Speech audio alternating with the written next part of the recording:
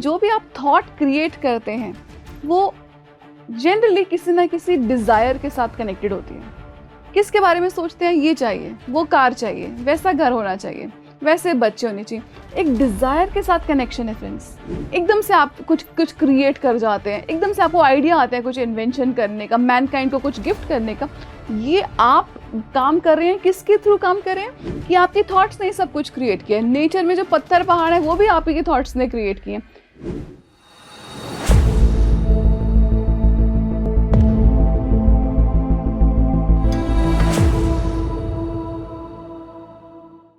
नमस्कार दोस्तों, आप सभी का स्वागत है पीएमसी हिंदी की परिवर्तन सीरीज में।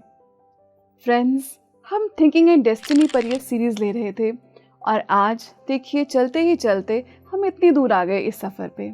आज हमारा थिंकिंग एंड डेस्टिनी का अंतिम एपिसोड है और मैं उम्मीद करती हूँ कि पहले के एपिसोड्स की ही तरह आप इस एपिसोड को भी बहुत ध्यान से और बहुत प्रेम से देखेंगे और इसके कॉन्सेप्ट्स को समझने की कोशिश करेंगे और इनको आप अपने एक मेमोरी में और एक अंडरस्टैंडिंग में बिठा लेंगे। आइए फ्रेंड्स, शुरू करते हैं थिंकिंग एंड डेस्टिनी का लास्ट एपिसोड। सो फ्रेंड्स, आज का ये जो एपिसोड है उसमें हमें पर्सिवल सर बताते हैं सर्कल एंड पॉइंट के बारे में। अब इसकी क्या इंपॉर्टेंस है आप सोचेंगे? इसकी इंपॉर्टेंस ये है फ्रेंड्स कि जैसा कि ओशो भी बोलते हैं, हर चीज़ एक वर्तुल है। वर्तुल मतलब एक सर्कल है। आपकी धरती भी एक वर्तुल है, सर्कल है, और आपके सभी प्लैनेट्स सर्कुलर हैं। तो जो वर्तुल होता है, जो सर्कल होता है, वो एक कंप्लीशन को सिग्निफाई करता है। तो ये इस सर्कल की शुरुआत कहाँ से होती है? इसकी जर्नी शुरू कहाँ से होती है? इसकी जर्नी शुरू होती है एक पॉइंट से। ये जो पॉइंट है यही बड़ा होकर मैनिफेस्ट होता है एक सर्कल की फॉर्म में। और फ्रेंड्स, हम ये जानते ही हैं, हम कई एपिसोड्स में बात कर चुके हैं कि आपकी थॉट भी मैनिफेस्टेड पोर्शन जो होता है वो एक सर्कुलर फॉर्म में ही होती है। क्या जर्नी रहती है फ्रेंड्स इस थॉट की? अगर आप इसको डायग्राम से समझेंगे तो सबसे पहले एक पॉइंट रहता है।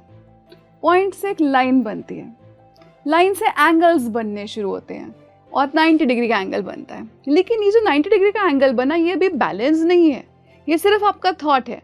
इसको बैलेंस करना पड़ेगा और बैलेंस करने के लिए आपको इसको 180 डिग्री पर लाना होगा। ये आपकी थॉट की जर्नी रहती है डियर फ्रेंड्स, जिसमें आप अपनी थॉट को टोटली मैनिफेस्ट करते हैं और हर थॉट को आपको बैलेंस भी करना होता है। क्यों हमको थॉट को बैलेंस करना होता है? क्या ज़रूरत है? फ्रेंड्स, शायद हम लोग ये जानते नहीं कि हर एक थॉट के लिए हम अकाउंटेबल हैं।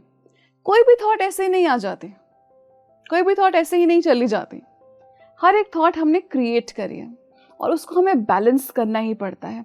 कैसे बैलेंस करेंगे? राइट थिंकिंग से। तभी तो इस किताब का नाम है थिंकिंग एंड डेस्टिनी। जब आपकी थिंकिंग इतनी इंपॉर्टेंट है कि वो आपकी डेस्टिनी को बना रही है, आप पल पल अपने थिंकिंग के साथ अपनी डेस्टिनी को बना रहे हैं, तो सोचिए आपको कितना काम करना है इस पर। ये अंडरस्टैंडिंग हम पा चुके हैं कि हमारी थॉट्स बहुत पावरफुल हैं। और फ्रेंड्स, हमको पत्री सर ने एक कॉन्सेप्ट दिया है, मैंने आपसे पिछले एपिसोड्स में भी बात की थी कि आपको नेगेटिव थिंकिंग से पॉजिटिव थिंकिंग, मिराक्युलस थिंकिंग तक सर लेकर गए। लेकिन आप इस बुक में हमें पर्सिवल सर बोलते हैं कि जो भी आप थॉट क्रिएट करते हैं वो जनरली किसी ना किसी डिज़ायर के साथ कनेक्टेड होती है। किसके बारे में सोचते हैं? ये चाहिए, वो कार चाहिए, वैसा घर होना चाहिए, वैसे बच्चे होने चाहिए। एक डिज़ायर के साथ कनेक्शन है फ्रेंड्स। ये हमारा जो है ये फ्री नहीं है ये थॉट। तो हम जब अपनी इस थॉट को फ्री कर देते हैं, इन सभी डिज़ायर्स से, इन सभी फीलिंग्स से, फीलिंग और डिज़ायर से फ्री कर दीजिए, तो वो थॉट नहीं रह जाती, अब वो आपकी थिंकिंग हो जाती है। जैसे आप हमेशा एक पॉजिटिव फ्रेम ऑफ माइंड में रहते हैं, कुछ मिले ना मिले आपको कोई फ़र्क नहीं पड़ता, आपने सर्विस करनी है, कुछ मिले ना मिले आपको कोई फ़र्क नहीं पड़ता। फ्रेंड्स, ये जो हाईएस्ट थिंकिंग है ये मास्टर्स करते हैं, मास्टर्स करते हैं, ट्रायून सेल्फ करते हैं। आपको मालूम होगा कि मैं एक बार दोबारा रिवाइज करा देती हूँ कि हम 3 हैं, ट्रायून सेल्फ है, थिंकर, नोअर और डूअर, और इसको बोलते हैं ट्रायून सेल्फ। ट्रायून सेल्फ के ऊपर है द ग्रेट ट्रायून सेल्फ, उसके ऊपर है इंटेलिजेंस और उसके ऊपर है द ग्रेट इंटेलिजेंस। तो ये जो आपकी जो ट्रायून सेल्फ है वो भी सोच रहा है, ग्रेट इंटेलिजेंस भी सोच रही है, लेकिन वो थॉट्स को क्रिएट नहीं करते हैं। वो क्या करते हैं? वो थिंकिंग को करते हैं बिना किसी भी अटैचमेंट के। फ्रेंड्स, जब आपने बिना अटैचमेंट के किसी भी थॉट को रखा, वो आपकी थिंकिंग हो जाएगी और वो आपको आपके लिए कर्मा नहीं क्रिएट करेगी, वो बैलेंस्ड हो जाएगी बिल्कुल। इसी बैलेंस के लिए हम सब ध्यान में आते हैं कि हम माइंडलेसली थॉट्स को ना क्रिएट करते जाएं। ये थॉट क्रिएट करी, ये हो गया, वो हो गया, अब हमारे साथ ये क्यों हो रहा है। जब हम बैलेंस कर लेते हैं अपने थॉट्स को, तो हमारा जीवन एक बहुत सुंदर टर्न ले लेता है। सो फ्रेंड्स, हर लेवल पर थिंकिंग हो रही है, लेकिन थिंकिंग का क्वालिटी बदलती जा रही है। आपने थॉट्स क्रिएट करी जो कि अटैचमेंट वाली हैं, डिजायर के साथ हैं, और आपसे ऊपर आपकी ट्रायून सेल्फ ने करी, वो सिर्फ थिंकिंग है। उसके ऊपर आपकी इंटेलिजेंस करी है। फ्रेंड्स, इंटेलिजेंस जनरली कैसे थिंकिंग करती है? जो इतनी ऊपर है इंटेलिजेंसेस, वो जनरली ह्यूमन बींग्स के थ्रू करती हैं, ह्यूमन बींग्स के थ्रू करती हैं, लेकिन उस ह्यूमन बींग को पता नहीं होता, वो अनकॉन्शियस होता है। जैसे आपको एकदम से कोई फ्लैश आता है, एकदम से आप कुछ क्रिएट कर जाते हैं, एकदम से आपको आइडिया आता है कुछ इन्वेंशन करने का, मैनकाइंड को कुछ गिफ्ट करने का। ये आप काम कर रहे हैं, किसके थ्रू काम कर रहे हैं? ये आप इंटेलिजेंस के थ्रू काम कर रहे हैं, ट्रायून सेल्स के थ्रू काम कर रहे हैं। देखिए फ्रेंड्स, कितना सुंदर मैकेनिज्म है इस पूरे नेचर का, इस पूरे नेचर तो नहीं कहेंगे, इस पूरे चक्र का, चक्र ही बोल सकते हैं। तो ये जो फ्रेंड्स, ये जो हमने सर्कल की हमने शुरू में बात करी थी कि आपकी थॉट है जो सर्कल की फॉर्म में आती है, जो सर्कल की फॉर्म में वो आपको पॉइंट से सर्कल बनती है, जो आपकी बैलेंस एंड अनबैलेंस थॉट होती है, और एक मैनिफेस्टेड और अनमैनिफेस्टेड साइड होती है। अब फ्रेंड्स, बड़ी इंटरेस्टिंग बात ये है कि आपकी थॉट्स का जो नेचर है उस पर क्या असर पड़ता है। पिछले एपिसोड्स में हमने बात करी कि आपकी थॉट्स ने सब कुछ क्रिएट किया। नेचर में जो पत्थर पहाड़ है वो भी आप ही के थॉट्स ने क्रिएट किए। आप सोचेंगे क्या मेरी थॉट क्रिएट करेगी, ये सूरज चंद्रमा क्या मेरी थॉट क्रिएट करेगी? अब फ्रेंड्स, मज़े की बात क्या है कि जैसे कि इस बुक में जो एग्जाम्पल दिया है, बहुत सुंदर एग्जाम्पल दिया, जैसे हम सूर्य को समझते हैं, सन भी अगर हम कहें कि हमने क्रिएट किया, तो हमने कैसे क्रिएट किया? आप कहें क्या मैंने सन क्रिएट किया है? तो आपको लगेगा नहीं, ये तो पॉसिबल ही नहीं है। फ्रेंड्स, इस बुक में हमें पर्सिवल सर बताते हैं कि हम सभी के हार्ट स्पेस का प्रोजेक्शन है सन। कितनी सुंदर बात है। तो वो जो इतना सुंदर उज्जवल सन है जो सबको प्रकाश फैला रहा है, वो हम सभी के हार्ट स्पेस से प्रोजेक्ट किया हुआ है। जो भी चीज़ें आप नेचर में देखते हैं, एक एग्जाम्पल देखते हैं छोटा सा फ्रेंड्स, जैसे आप राजमा को देख लीजिए या आप कैबेज को देख लीजिए। राजमा आपको देखते ही देखिए, जिस जगह पे वो, जहाँ से वो बना है, जिस पार्ट ऑफ द बॉडी से बना है, वो उसको रिजेंबल करेगा।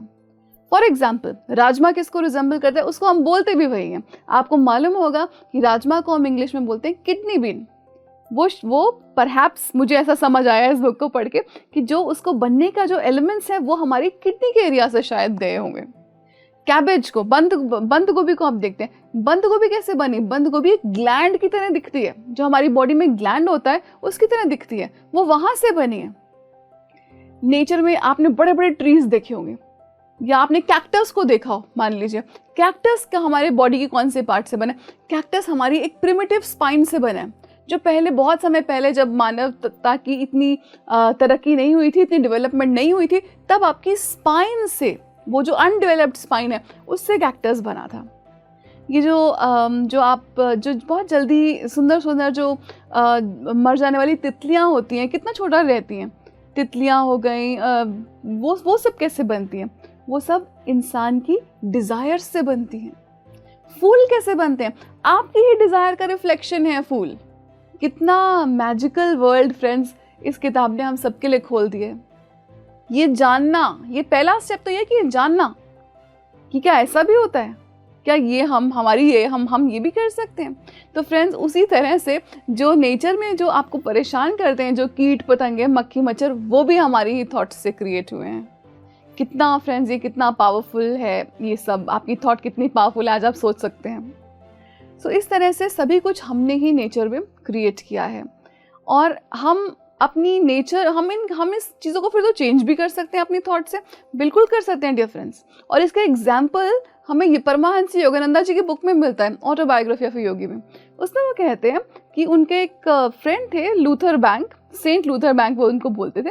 सो लूथर बैंक उन रोजेज से बात करते थे जो कांटे वाले रोजेज होते थे, उनसे बहुत बात करते थे, उनसे बहुत प्यार से बात करते थे कि तुम्हें कोई ज़रूरत नहीं है इन कांटों की, तुम सेफ हो, तुम प्रोटेक्टेड हो। और इस तरह से फ्रेंड्स कई कई दिन तक उनसे बात करके वो एक नई स्पीशीज़ बना देते थे रोजेस की, बिना कांटों वाली स्पीशीज़। क्या आप इमेजिन कर सकते हैं उसके पीछे कितना थॉट और कितना सुंदर थॉट गया होगा, कितने सुंदर वर्ड्स गए होंगे कि उस प्लांट को, उसको अपने कांटीले प्लांट को अब अपने कांटों की ज़रूरत नहीं लग रही थी। सो ये रिलेशन है हमारी थॉट्स और हमारे नेचर में। फ्रेंड्स, इसके बाद हैरल्ड पर्सिवल सर बात करते हैं डायमेंशंस की। जो आपकी जो डायमेंशंस होती हैं, जैसे कि आपको जो जो चीज़ हमको दिखती है, वो कहते हैं कि आपको दिखता ही क्या है अभी। तो हम आज इस बुक को पढ़ के तो मुझे लगता है कि हम वो जैसे घोड़ा नहीं होता जिसकी ऐसे आंखों के आगे ब्लाइंडर्स लगे होते हैं, उसको ना यहाँ दिखाई दे ना वहाँ दिखाई दे। मुझे अब लगता है कि हम एग्जैक्टली अभी तक इन घोड़ों की तरह ही जी रहे हैं जिनको ब्लाइंडर्स लगे हुए हैं। तो हमको क्या दिखता है, हमको तो सिर्फ एक सॉलिड सरफेस दिखता है।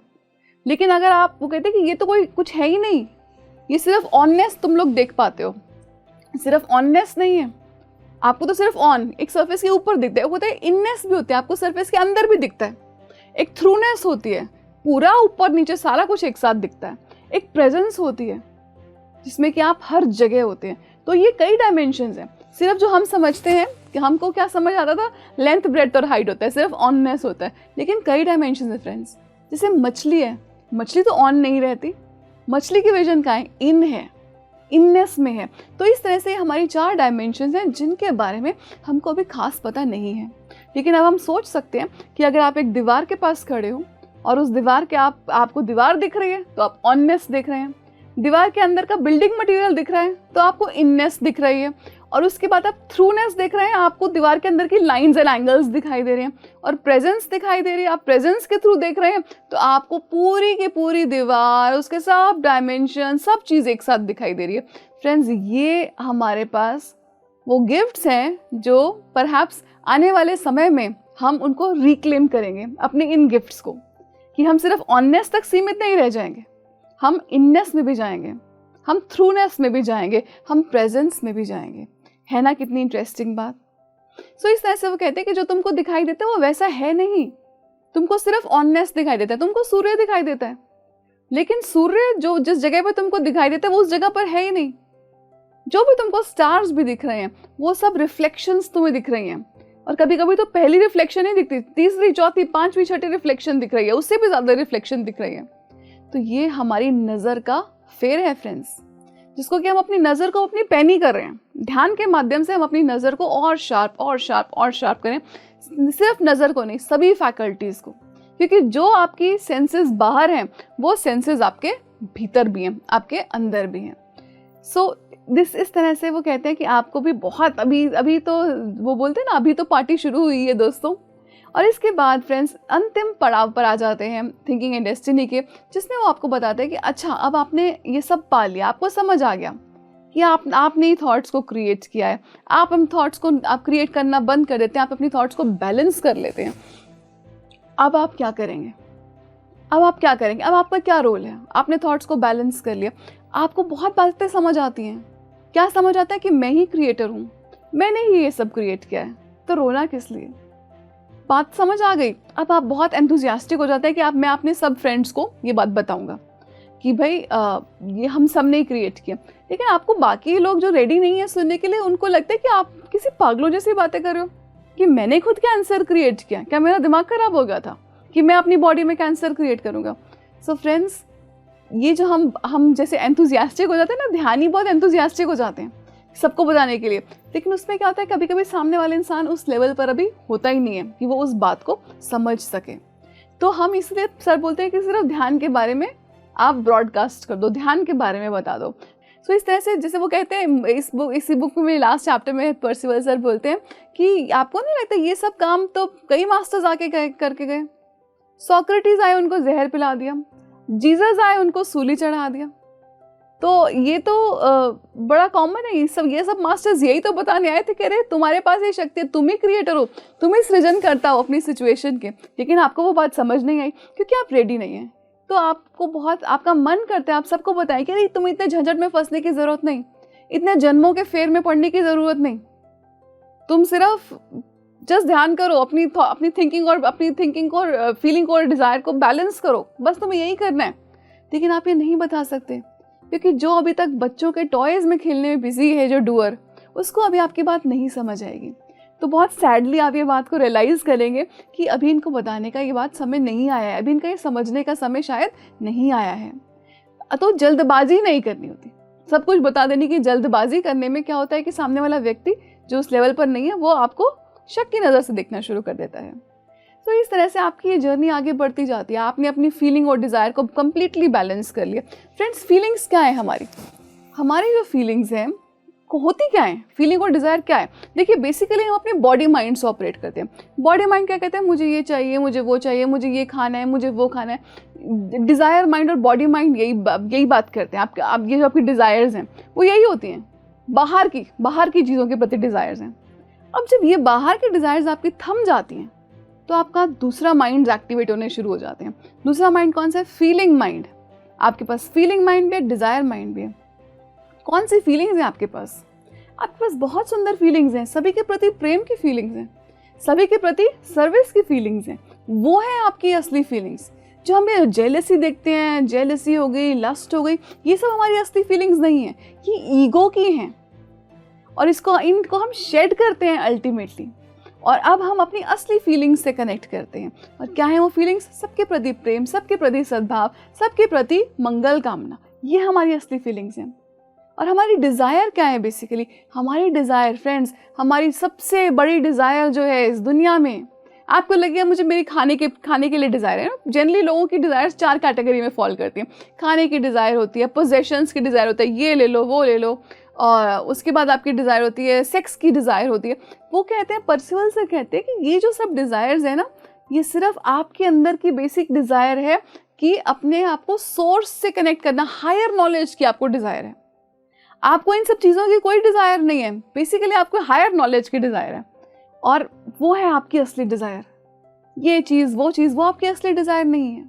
आपकी डिज़ायर क्या है? Higher knowledge. आपकी असली फीलिंग क्या है? सबके प्रति प्रेम, सबके प्रति सद्भाव, सब चीज़ों में ब्यूटी को देखना।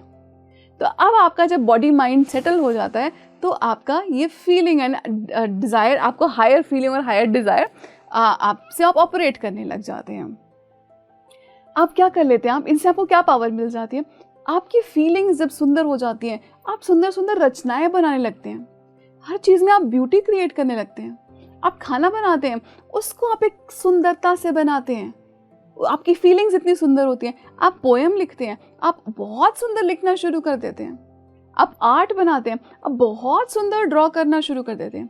फ्रेंड्स, क्या आपने कई बार सुना नहीं है, जो लोग ध्यान में आते हैं और कुछ समय हो गया होता है, वो कहते हैं पता नहीं कैसे अपने आप से कॉम्पोजिशन हो जाती है, मालूम नहीं कैसे हो जाती है। क्यों? क्योंकि आपका फीलिंग सेंटर एक्टिवेट हो गया है। अब आपको डिज़ायर है हायर नॉलेज की, आपकी आलतू फालतू की बात करने का मन नहीं करता, आपका मन नहीं करता गपशप मारने का, ड्रिंक्स के लिए चले जाने का। आपका मन करता है कि ध्यान से खाते हैं, चलो ये वाली बुक पढ़िए, इस बुक को सबके साथ शेयर करते हैं। Higher desires, higher feelings and higher desires. अब आप नेचर से गाइडेड नहीं है कि मुझे वहाँ जाना है, मुझे ये करना है, मुझे वो करना है। आप नेचर से गाइडेड नहीं है, आप अपने माइंड से अब गाइडेड हैं। आप अपने माइंड से गाइडेड हैं। फ्रेंड्स, इसी तरह से तो मैनिफेस्टेशन होती है कि पहले आप अपने माइंड में सोचते हैं मुझे क्या चाहिए, मुझे क्या क्रिएट करना है, उसके बाद आप वैसा फील करते हैं। ये मैनिफेस्टेशन के 2 बहुत इंपॉर्टेंट स्टेप्स हैं।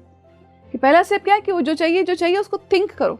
मतलब ये नहीं कि मैंने पहले बाहर देखा है तो मैं वो करूँगा, नहीं। जो आपको अपने आप क्रिएट करना है लाइफ में, उसके बारे में आप थिंक करते हो और उसके बाद आप फील करते हो जैसे कि आपको वो चीज़ ऑलरेडी मिल चुकी है। ये साइंस ऑफ मैनिफेस्टेशन है डियर फ्रेंड्स। इसी तरह से हम अपनी फीलिंग्स, अपनी हायर डिज़ायर्स, अपने हायर माइंड से चीज़ें क्रिएट करते जाते हैं। ये हमारा बहुत सुंदर सफ़र रहा। अब हमने अपनी सब चीज़ों को बैलेंस करना शुरू कर दिया। बॉडी माइंड को भी हमने अपने साथ मिला लिया। हमने जो फीलिंग्स और डिज़ायर माइंड है उसको भी हमने बिल्कुल परफेक्ट बैलेंस में लिया है। जब हम बैलेंस में ले आए तो हमको समझ आया कि अरे मैं तो हमेशा से ही ट्राइगोन सेल्फ था, तो ये क्या है जो मैंने इतनी लाइफ टाइम्स बिता दी? ये एक सपना था। और वो मुझे क्यों देखना पड़ा ये बार बार सपना? वो मुझे इसलिए देखना पड़ रहा था कि मेरी फीलिंग और डिजायर बैलेंस नहीं थी। जब तक वो बैलेंस नहीं हुई, फीलिंग और डिजायर ट्राइगोन सेल्फ का पार्ट पूरी तरह से नहीं हो पाए। आपका ट्राइगोन सेल्फ जो कि आपका नोअर है, थिंकर है, वो तो ऑलरेडी परमानेंट रेल्म में है। अब आपकी फीलिंग और डिजायर भी बैलेंस है। अब आपकी बॉडी बिल्कुल परफेक्ट हो गई और आप भी रेल्म ऑफ परमानेंस में के निवासी हो जाएंगे। अब आप क्या करेंगे? अब रेल्म ऑफ परमानेंस में पहुंच गए। अब आपने, क्योंकि आप टोटली बैलेंस्ड हैं, आपको बहुत सारी पावर है आपके पास, इतनी पावर है आपके पास कि आप बिलीव नहीं कर सकते। लेकिन अब आप काम क्या करेंगे? अब एक ट्राइगोन सेल्फ कंप्लीट हो गए अब आप एक ऑफिसर बन गए। जो होता है ना फ्रेंड्स, एक एक स्टेप करके हम आगे बढ़ते जाते हैं। अब आप एक ऑफिसर बन गए और आप ट्राइगोन सेल्फ बन के एक इंटेलिजेंस के अंडर एक ऑफिसर बन जाते हैं और अपना काम सुचारू रूप से, पूरी सृष्टि का, पूरे ब्रह्मांड का काम सुचारू रूप से करने में मदद करते हैं। ये अब आपका रोल रहता है। और उसके बाद आप क्या करेंगे? उसके बाद आप और आगे ग्रो करेंगे। हर समय फ्रेंड्स, हर स्टेज पर हम आगे ही आगे बढ़ते जाते हैं। कहीं पर कोई फुल स्टॉप नहीं लगता। एक छोटा सा कॉमा जरूर लग सकता है। क्यों? क्योंकि यूनिवर्स ने आपको फ्री विल दी है। जब आप करना चाहेंगे तभी आप वो करेंगे, उससे पहले नहीं और उसके बाद भी नहीं। तो इस तरह से आपकी ये सफ़र आगे बढ़ता जाता है। फ्रेंड्स, ये इस किताब से हमने बेसिकली क्या सीखा? हमारा टेक अवे क्या है? हमारा टेक अवे ये है कि हमारी थॉट्स बहुत पावरफुल हैं, लेकिन थॉट्स से भी ज़्यादा आप अपने थॉट्स को तो पहले प्योरीफाई कर लीजिए, उसके बाद सिर्फ आप थिंकिंग कीजिए। नो अटैचमेंट, किसी भी चीज़ से कोई अटैचमेंट नहीं। कुछ होता है हो, कुछ नहीं होता नहीं हो, आप यूनिवर्स पर छोड़ देते हैं। वो बोलते हैं ना फ्रेंड्स, कर्म किए जाए, फल की इच्छा मत कर। तो वो यही है कि आप डिटैचमेंट से, किसी अटैचमेंट से नहीं, किसी भी फीलिंग के साथ नहीं, किसी भी डिज़ायर के साथ नहीं रहकर आप पूरी तरह से आप अपने हायर गुड के लिए बहुत काम करते हैं। दूसरी बात ये फ्रेंड्स, अब आपके पास इतनी पावर आ गई है। आप देखिए, आप ट्राइगोन सेल्फ कंप्लीट हो गए हैं। आप कितने पावरफुल होंगे, कितने ताकतवर होंगे, सोच सकते हैं आप? तो आप क्या क्या कर सकते हैं? आप, पर्सिवल सर बोलते हैं इस बुक में कि आप जो है बिजली का गिरा सकते हो कहीं पर, आप फ्लड्स ला सकते हो, आप कुछ भी कर सकते हो। जब आप कहीं पर आग लगा सकते हो पूरे रीजन में। जब आपको ह्यूमैनिटी की थॉट्स बैलेंस नहीं होती और वो कुछ भी करके नहीं समझती, तो ट्राइगोन सेल्फ को ये करना पड़ता है।